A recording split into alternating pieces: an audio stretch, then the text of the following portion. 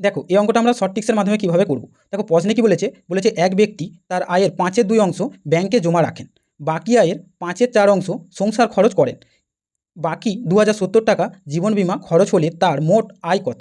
তাহলে দেখো 5/2 অংশ আর হচ্ছে 5/4 অংশ। তাহলে আমরা প্রথমে কি করব, এই 5 আর 5-এর এলসিএম করে নেব। তাহলে 5 আর 5-এর এলসিএম করলে হয় 25। তাহলে আমরা ধরে নিলাম টোটাল 25 ইউনিট।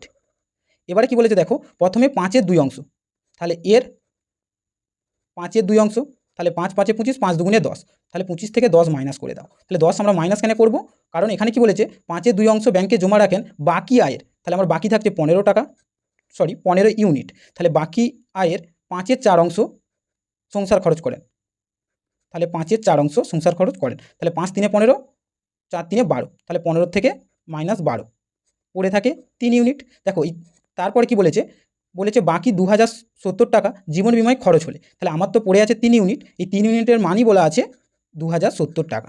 তাহলে 1 ইউনিটের মান কত, 3 6 18, 3 9 27, 0, তাহলে 1 ইউনিটের মান 690 টাকা। তাহলে আমরা ইউনিট ধরেছিলাম কত, 25 ইউনিট, তাহলে 25 ইন্টু 690।